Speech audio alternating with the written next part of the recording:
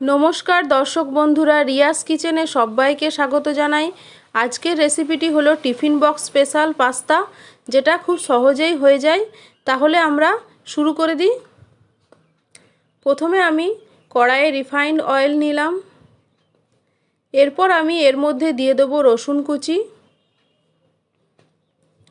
রসুন কুচিটা দেবার পর ভাজার একটা হালকা গন্ধ উঠলে এর মধ্যে দিয়ে দেবো পেঁয়াজ কুচি। পেঁয়াজটা দিয়ে অল্প একটু ভেজে নিতে হবে। আমি দুটো মিডিয়াম সাইজের পেঁয়াজ এখানে দিয়েছি। আমি এখানে 4 জনের মতন পাস্তা বানাবো। এরপর দিয়ে দিলাম ক্যাপসিকাম কুচি। যে সমস্ত দর্শক বন্ধুরা এখনও আমার চ্যানেলটিকে সাবস্ক্রাইব করেননি, তারা প্লিজ আমার চ্যানেলটিকে সাবস্ক্রাইব করে দেবেন। পেঁয়াজ ও ক্যাপসিকাম হালকা করে ভেজে নিতে হবে। এরপর আমি সবজিগুলোকে একদিকে সাইড করে নেব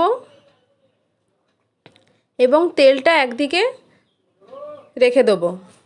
যেহেতু এগ পাস্তা, তাই আমি এখন কড়াইয়ের মধ্যে দুটো ডিম দিয়ে দেব।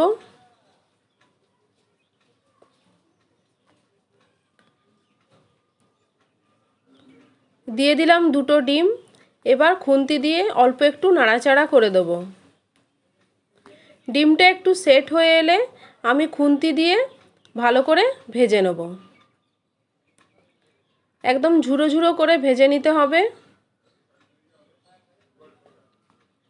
ডিমটা ঝুরো ঝুরো করে ভাজা হয়ে গেছে এবং সবজির সাথে আমি এখন এটাকে মিশিয়ে দেব। এরপর আমি পাস্তাটা দিয়ে দেব। পাস্তাটা আমি গরম জলে নুন এবং 1 চামচ রিফাইন্ড অয়েল মিশিয়ে সেদ্ধ করে নিয়েছি। এখন আমি পাস্তাটা এর মধ্যে দিয়ে দিলাম। পাস্তাটা দেওয়ার পর ভালো করে খুন্তি দিয়ে নাড়াচাড়া করে সমস্ত কিছু ভালো করে মিশিয়ে নেব।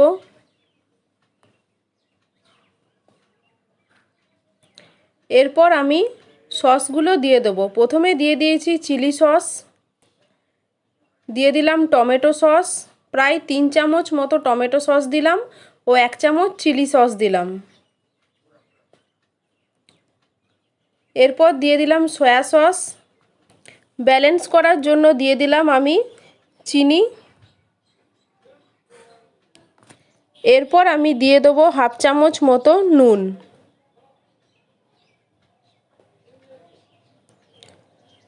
নুনটা দেওয়া হয়ে গেল। এরপর আমি এর মধ্যে দিয়ে দেবো গোলমরিচের গুঁড়ো। যেহেতু tiffin box special egg pasta recipe, তাই যদি একদম ছোট বাচ্চাদের জন্য করা হয় তাহলে এক্ষেত্রে গোলমরিচের গুঁড়োটা অল্প দিতে হবে বা স্কিপ করাও যেতে পারে। এরপর পাস্তাটা খুব ভালো করে ভেজে নিতে হবে।